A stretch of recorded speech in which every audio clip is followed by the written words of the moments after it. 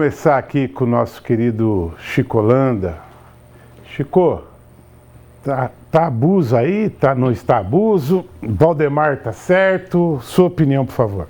Olha, algumas vezes nós começamos um tempo atrás, que eu via nos jornais as perseguições à política. Por exemplo, aqui na Bolívia, a presidenta que ficou um tempo no mandato está presa até hoje. E lá não foi por corrupção, não, é porque é perseguição política mesmo. Você vê na Rússia, lá não tem oposição. Quando tem oposição, eles mandam prender, envenena, ou seja, elimina a oposição. Venezuela é a mesma coisa. E todos esses países que chegam a esse ponto, Venezuela, Bolívia, o Supremo Tribunal está junto com o Poder Executivo. Então é isso que nós temos que ter essa grande preocupação. Quando a gente falava lá em programas de 2022, 2023, que o Brasil nós temos que ter, nós não podemos baixar a guarda, porque essa turma está nesse caminho. Tá? Quando a gente vê hoje andando lado a lado, o STF com o Executivo, e você vê qualquer nome da direita que esteja, por exemplo, no Rio de Janeiro é candidato a prefeitura, já perseguição. E vai ter muito mais ainda. Tá? Vai ter muito mais ainda. Perseguição política clara. Tá? E ainda tem gente que vem dizer, não, é isso, aquilo. Conversa fiada. Tá? Nós precisamos, e aí sim, concordo com o presidente. Concordo com o presidente, tá? Do PL, quando ele fala que falta atitude, que falta cumprir o seu papel de presidente do Senado, porque é o único que pode chamar um ministro, tá? Enquadrar ele, ou, como já foi vários pedidos de impeachment de ministro, e sequer o presidente põe a leitura do dia, ele engaveta. Infelizmente, no Brasil, tanto o presidente da Câmara como o presidente do Senado tem esse grande poder de ler ou não ler, de pôr ou engavetar. E é isso que está acontecendo. Mais recentemente agora, tomou algumas atitudes que mudou um pouco. Tá? Mas ainda, contra o STF, eu não vi assim, um posicionamento mais firme do presidente do Senado. Esperamos que essa CPI que vão querer implantar agora, que de fato aconteça, porque esse abuso não pode estar acontecendo. Nós não podemos ter ministro que se acha acima da lei, ministro que se acha Deus ou semideus, ministro que quem é um peso de duas medidas. Quando é da direita, as pessoas são condenadas, são presas, tá? Mesmo sem prova, mesmo sem crime. Está aí o William do Tempo, saiu agora em virtude que ele estava com medo de levar mais uma morte nos peitos, tá? Porque o William não está bem. Tá? E é isso que acontece. Tá? Agora o Zé Disseu, que pegou 20 e tantos anos de cadeia, está aí andando para cima e para baixo, o Zé Genuíno, toda a facção da esquerda que foi condenada, que foram presos, que foi comprovado, que foi pelo STF, tudo, depois deram um jeitinho de soltar essa turma toda. Esse é o Brasil, nós temos que se preocupar, nós não podemos baixar a guarda. Senhor Arnaldo Lourenço, por gentileza, está havendo abuso por parte da Polícia Federal? Está havendo um colunho entre o STF e a esquerda? O que você acha do tema? Bem, vamos por parte. Com relação à Polícia Federal, talvez seja essa a primeira vez que eu vejo ela cortando na própria carne. Ela está investigando os seus contra os seus, né? E esses pedidos, ao contrário de que muitas pessoas dizem, primeiro ele passa pelo Ministério Público Federal, né? E o Ministério Público Federal manda para o juiz, e o juiz toma de atitude se aceita ou não o pedido que a Polícia Federal fez. Inclusive, a Polícia Federal foi mais adiante, ela pediu para que o Alexandre de Moraes suspendesse o mandato do Ramage, e ele disse que não iria fazer, mas aceitou, através da Procuradoria-Geral da República e da Polícia Federal, o mandato de busca e apreensão em cima desses documentos. É ponto. Não devemos esquecer que Ramage é da Polícia Federal, né? Eu não tenho nenhuma opinião formada a respeito disso, não vou entrar nessa seara, porque eles é que estão investigando, a verdade vai vir à tona. Quero parabenizar a OAB por ter já entrado com um pedido solicitando ao ministro Alexandre de Moraes as 30 mil pessoas, entre pessoas comuns, entre ministros, entre juízes, entre políticos e tudo, que estavam sendo monitorados por essa tal ABIN paralela, que eu não sei se existe, eu quero deixar bem claro que eu não vou ser leviano, aqui como muitos são, né? E lá na frente nós saberemos se vai ser uma perseguição política ou não. Se não der em nada, é porque estava sendo perseguição política. Se der com fatos comprovados, é crime. É instituição criminosa de bandidos dentro do serviço público, certo? Uma organização criminosa perigosíssima, porque eles a sua vida.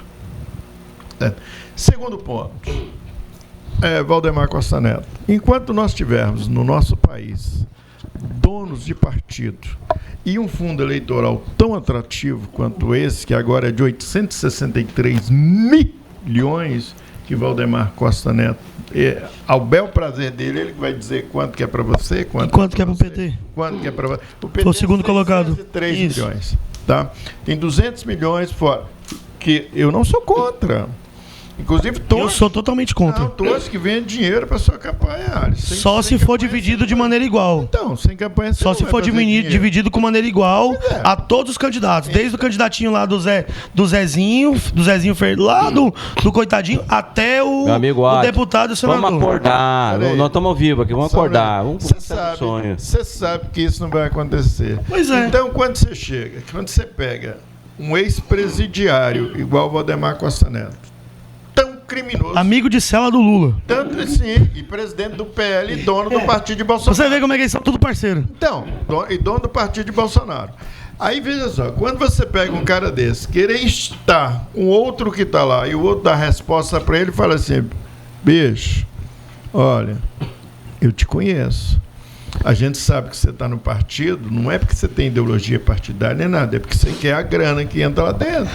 Porque esses caras não fazem nada, eles não produzem nada para o país. E quando vocês falam a respeito da macunação, de que fulano foi conversar com o bandido, que o bandido conversou com o ciclano, vocês estão esquecendo que lá dentro do parlamento nós temos bandidos. E eles não poderiam vir conversar com gente honesta, eles têm que conversar com seus parceiros. Então não me venha com esse papo. Então que o Dino. Então, peraí. O do Congresso tem. E aí tem que conversar com o seu parceiro. Quem foi lá no morro foi o Dino. Pode ser, mas tá. Quem recebeu a milícia também e deu congratulação para eles foi os filhos de Bolsonaro. Lá na Assembleia. Então, Chico, não me venha com esse papo de dizer que vocês são honestos e que os outros são desonestos, que não são, não é isso não. A ideia é muito diferente. E outra, nós, às vezes, pessoas de valores, independente de se você quiser militar politicamente, você tem que ter uma filiação. Né? E eu não posso culpar Bolsonaro de estar afiliado. Arnaldo, e que isso aí é o grande erro do Brasil, ter 30 partidos. Então né? nós temos. Aí. Pois é, mas a culpa é de quem? Deles. Não, a culpa é nossa. Que votamos nos 30 e faz esse balaio de gato. Então não me venha jogar culpa nesse povo. O país foi feito desse jeito. Quem fez foi eles lá que estão lá dentro. Eles não vão mudar. Quem tem que mudar somos nós. E a gente não toma atitude, cara. Porque então, é esse o meu pensamento. Arnaldo, você vai mexer com isso, quando você vai pra rua pedir voto, infelizmente o povo mesmo, grande parte do povo, tem aquela história. Doutor, e aí? O que você vai deixar aí pra mim? Cervejinha, camisa, você começa por aí. Você participou de uma campanha. Exato, é por isso que eu digo. E resolveu nunca mais participar. Eu participei de uma campanha na frente disso e sempre falei, nunca dei, exceto as tampas da panela, como foi aquela vez que eu falei, e perdi as eleições, primeira vez que eu fui, e depois entreguei todas as panelas e as pessoas estão economizando gás até hoje. Talvez se eu tivesse dado pinga naquela época, eu tivesse... Mas essas panelas já acabaram. Já faz muitos anos. Era Rochedo, não acaba não. É qualidade Rochedo. Não acaba não. Então é isso, a culpa é nossa, velho. Alisson, sua opinião sobre o tema, por favor, querido. Então, o Valdemar, ele criticando, né, o Pacheco, ele tem um pouco de razão. Mas por que o Pacheco ele não tem pulso para poder proteger e exercer a lei? Porque 95% dos deputados que estão lá têm o rabo preso, de alguma forma. Então aí vem a barganha. Aí vem a barganha. 95% dos deputados que estão no Congresso tem rabo preso. 25%. Rabo preso. Rabo preso com algum, com outro. Ah, mas deve um favor para um, deve um favor para outro. E aí, infelizmente... Permita só. Infelizmente, não tem o que fazer. Não, deixa eu terminar. Não, eu vou falar sobre você. Sim. Você está aí na batalha há muito tempo, vem com honestidade, trabalha, tem bons propósitos, firme e tudo mais. Aí aparece não sei quem, não sei de onde, que ninguém nunca viu falar, nunca ajudou ninguém a atravessar uma rua, nunca fez uma ação, mas é financiado por uma turma aí que nós sabemos quem é. O cara injeta grana no sujeito, depois pega todos os cargos do cara e começa a fazer... Nós sabemos disso. Aí a população votou, não sabia quem era. Os caras me fizeram essa proposta. Sim. Eu não aceitei. E eu tenho certeza que devem ter feito isso para você também. Um monte de vezes. E vai acontecer de novo. E esse grupo, esse pessoal que está na política no Brasil, não é só aqui não. Eles elegeram mais de 10 aqui. E dessa vez diz que vão eleger mais da metade da Câmara, que é para ter o controle, para ter presidente, tem tudo. E sabe o que vai acontecer? Vão conseguir. É como eu estava falando, o rabo preso não deixa a pessoa ter autonomia para poder exercer o papel dele, cumprir a lei. Porque quando ele vai cumprir a lei, ele é lembrado daquele favor que ele deixou para trás. Então, da dívida, né? Da dívida. Enquanto isso não mudar, enquanto a gente não tiver mesmo autonomia, primeiro ponto, acabar com a emenda parlamentar. Porque o dia que acabar com a emenda parlamentar, a emenda C do governo, do Estado, todo o recurso vem para o governo do Estado, o governo do Estado aplica, aí começa a mudar uma coisa no país. Por quê? Porque a emenda parlamentar faz com que o deputado fique eternamente no poder, distribuindo dinheiro para todas as prefeituras e se autoelegendo. Então, meus amigos, o país só vai ter um direcionamento o dia que a gente eleger 70% dos deputados federais com autonomia, sem rabo preso, independentes. E aí a gente vai começar a ver um fio de esperança nesse país. Só que enquanto isso a gente tem meia dúzia nadando contra a maré, no meio de um monte de tubarão e os tubarão engolindo eles. Então assim, eu penso o seguinte, a gente precisa que o povo brasileiro comece a buscar capacitação, desenvolvimento, buscar melhorar a si mesmo para poder escolher com verdade um candidato. Não um candidato da conveniência, mas um candidato que ele acompanhou, que ele acompanha a trajetória, a vida dele. Porque do jeito que tá, a gente só elege tranqueira. 90% da tranqueira. O sistema aí implantado é um sistema para manter quem está lá e não deixar quem nunca foi chegar. Né? Porque o grande montante de dinheiro vai para quem tem cargo. Marcão, e quem está quase chegando lá, que não faz parte do grupo, eles dão um jeito de te podar de alguma forma. Você está chegando, estão começando a te enxergar, eles vão lá e começam a querer te abafar. Então isso tem que mudar. E você, população, é que consegue fazer isso, consegue mudar isso, através da internet e de outros meios de comunicação. Nós temos exemplo aí de pessoas que já era para ser caçado faz mais de anos. O corporativismo é terrível. Alexandre Porto, por favor, a sua opinião aí sobre a opinião de Valdemar contra Pacheco, segundo os deputados, esse abuso da Polícia Federal. Fica à vontade. Marcão, se a minha mãe estivesse aqui, a dona Maria Luísa, que tem 75 anos, fez em novembro, ela diria o seguinte: é o rasgado falando do descozido. A gente vê o baixo nível da política brasileira quando vê Valdemar Costa Neto criticando o Pacheco. São dois trastes.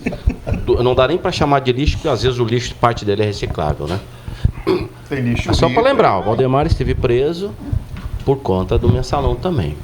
Eu já citei aqui inúmeras vezes a inoperância, a letargia do nosso Congresso Nacional. Estou falando Congresso, as duas casas.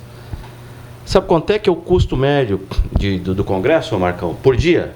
É dia demais. Se faz de conta que esse trabalho sábado e domingo, que a gente não sabe que isso é... Faz de conta que o quê? Não, considerando os 300 e poucos dias do ano. Então o senhor está fazendo a conta errada, professor, porque eles trabalham 3 dias na semana só. Estou fazendo de conta, estou considerando os 300 e poucos dias do ano. Certo. 29.581.000 por dia. É 10,8 bilhões o gasto por ano do Congresso. Mais 861, se eu não estou equivocado, do STF, que tem 11 ministros. E aí você vê a incompetência. Quer dizer, o que o Congresso está fazendo para mudar a vida do brasileiro? Nada, está preocupado com as suas benesses. É emenda para um lado, emenda para o outro e assim vai. Eu já disse aqui que mês atrás, lá em novembro, dezembro, que o Pacheco tinha acordado, parece que continua dormindo. Porque se existe fórum privilegiado, deveria ter a anuência do Congresso para isso, se eu não estou equivocado. Minha formação não é direito, em direito. O Arnaldo que é, e foi bem formado, e sabe que existe o contraditório em toda a situação. Me chama a atenção, sabe o que, Marcão? Surgiu essa história agora, logo no momento que o pessoal da esquerda criticava a morte da Marielle, não sei o que, aí descobriram quem matou a Marielle é da esquerda. Então parece que estão tentando. Aí não fala mais nisso. Aí tem que surgir o quê? Um escândalo. E eu já disse aqui também, eu sou favorável à justiça sim, mas a justiça de forma imparcial. Se você é da esquerda ou da direita, a mesma coisa. Eu sempre gosto de citar o exemplo do Anderson Torres, que foi preso, e o generalzinho careca lá, o senhor das bondades, que gente, o que abria e fechava a porta para todo mundo, distribuía água, muito gentil, uma pessoa muito educada, não foi. Então, por aí você já vê a diferenciação. O Congresso é uma porcaria. Tem 503 deputados, se baixasse para metade não mudaria nada. Mesma coisa o Senado. Porque muitos deles, se bater de frente, por que não aprovam? Por que não vota o projeto que limita as decisões monocráticas do STF? Por que não vota o projeto que limita o tempo de permanência de ministro no STF? Por que não? Por que não? Se toda a sociedade é favorável, e se não falar a memória, teve até pesquisas, quase 70% sendo favorável a isso. Por quê? Porque alguns têm processinho lá. Então, nós ficamos refém. Mais uma vez, nós estamos quase entrando no mês de fevereiro, né, a situação daqui, dali, muita coisa para ver, muita coisa para votar. O que se faz? O pessoal está de férias, de recesso, e todo mundo pintando e bordando. O presidente do Senado, para mim, é fraco. Não estou dizendo isso agora, já disse várias vezes. Se fosse, não teria feito uma série de ações contra deputados. Eu não sei qual é a autonomia que ele tem sobre a Câmara, me parece que tem. E tem o Lira também, que é outro que, se juntar os dois, não dá meio que preste. Infelizmente, a gente acaba fazendo o quê? Ficando refém desse pessoal. Não votam leis que vão engrandecer o país, né? O STF pinta e borda, está esquecendo.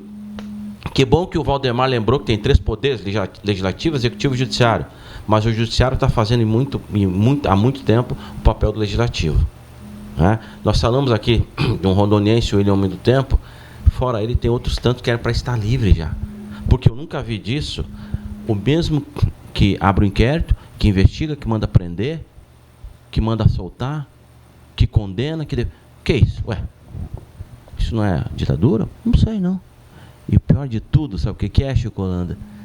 Se tivermos uma ditadura judiciária, não estou dizendo que tenha, né, mas tem pessoal do especializado, juristas e tudo mais para discutir isso.